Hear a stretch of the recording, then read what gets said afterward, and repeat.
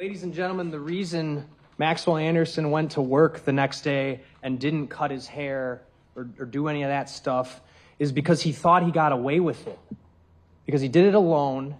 He did it in the middle of the night. So leaving town, doing that stuff, that brings attention to yourself.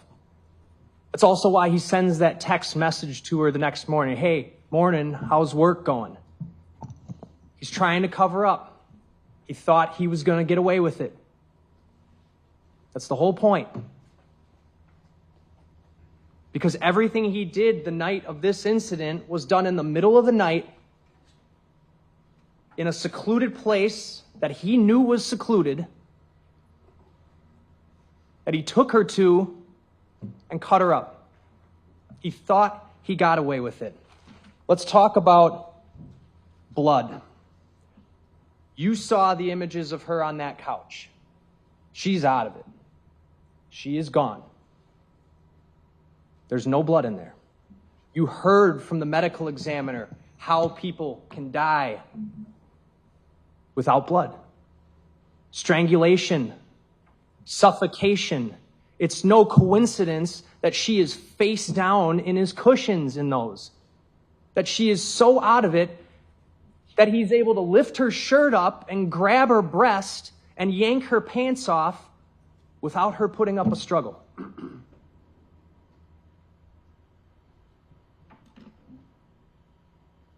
We know as well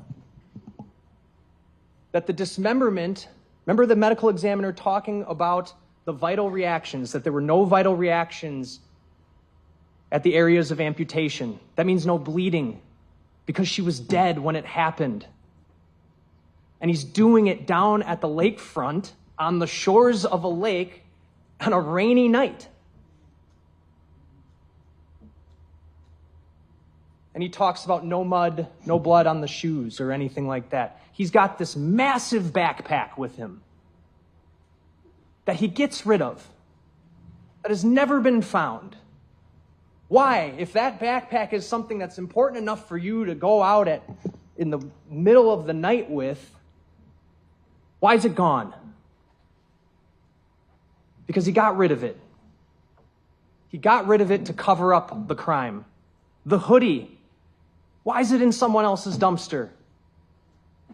Why is the hoodie not a hoodie you were wearing while on the date, but a hoodie you're driving around in the middle of the night with? Why is it in a dumpster 2 houses down? Why is her DNA on it?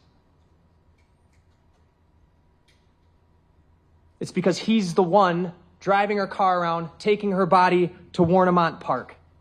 No intent to kill? What about all the horrible, disgusting, gruesome things that he did to her body? That shows intent to kill. He brought up this hair on the proximal bone, and his argument was Max was excluded from that hair. Do you remember whose hair that was? It was Sade's hair. He failed to mention that part just now. Just like he failed to bring up the latex gloves he brought up in his opening and said, certainly these gloves played a role in this crime. That was a quote. What a joke. Those gloves had nothing to do with this crime. Nothing. The blood on those gloves was neither Max nor Sade's. It's located a quarter mile south of where this occurred. A week later, a smoke screen. Nothing to do with this crime. Maxwell Anderson was not walking away from the Honda Civic because he's in the wrong place at the wrong time. Why on earth is he walking around behind an abandoned building where the woman who he was on a date with the night before's car is getting set into flames and he's just casually walking away? And you did hear from the woman who saw him do it. You heard her on the video. You saw her point to him and say, he did it. Call the fire department. What's that all about? It's because he's the one who lit the car on fire to cover up all of this and calmly walk away because he's trying to get away. He's trying not to draw attention to himself. Asking you to completely speculate that something happened to her in the alley? Well, let me ask you this. How does she get in the alley if she's passed out of it, incapacitated on his couch? How would she have even gotten there? He's asking you to speculate. She's just instructed you, you can't speculate. You are not to speculate. That's what he wants you to do. That's what he wants you to do, to find Maxwell Anderson not guilty, but you can't. You follow the evidence. Not a single piece of evidence points to anybody else. Everything, at every single turn, even when police tried to focus on other things, like the latex glove, did it lead anywhere else except back to him? The broken pieces of car at the gate just happened to match the Honda that he's walking away from as it lights on fire. The beach where she is cut up, it's his beach. It's his place. Every single lead, every single thing the investigators did led back to Maxwell Anderson, and it is because Maxwell Anderson is the killer. He is responsible, so find him guilty.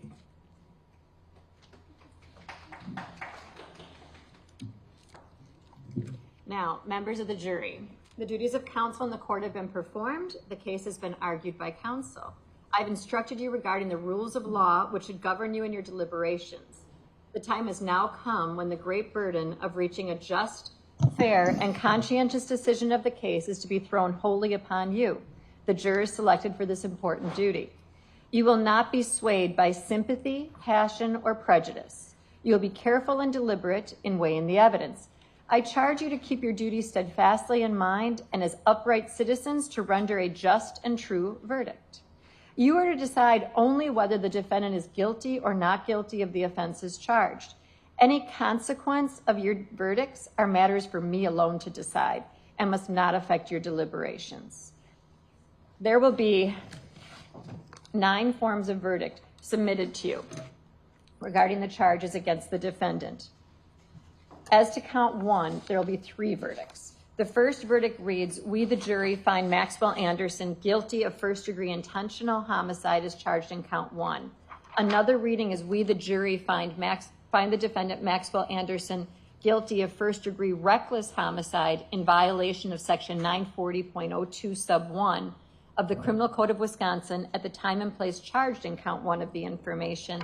And a third reading, we, the jury, find the defendant Maxwell Anderson not guilty.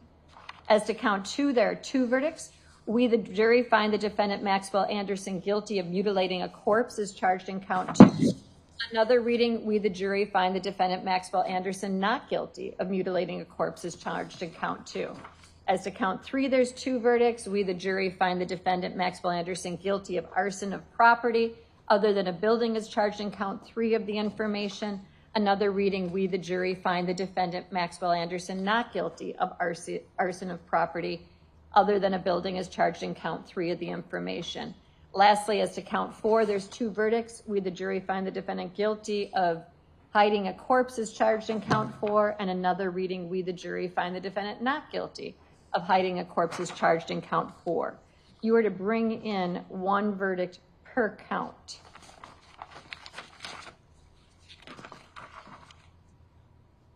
It is for you to determine whether the defendant is guilty or not guilty of each of the offenses charged. You must make a finding as to each count in the information. Each count carries a separate crime, and you must consider each one separately. Your verdict for the crime charged in 1 count must not affect your verdict on any other count. Now, this is a criminal, not a civil matter. Therefore, before the jury may return a verdict that lawfully may be received, the verdict must be reached unanimously. In a criminal case, all 12 jurors must agree in order to arrive at a legal verdict. When you retire to the jury room, select one of your members to preside over your deliberations. The presiding juror's vote is entitled to no greater weight than that of any other jurors.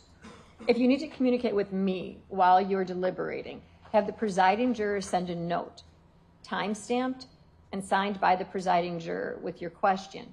It may take some time to answer because I may consult with the attorneys before I respond, so you should continue your deliberations while you're waiting for a response. I will answer all of your questions either in writing or I'll bring you back into the courtroom and answer them on open record. When you've agreed upon your verdict, have it signed and dated by the presiding juror. Notify my bailiffs that a verdict has been reached. Everyone will return to the courtroom and your verdict will be read into the record in open court. I may ask each of you if you agree with the verdict.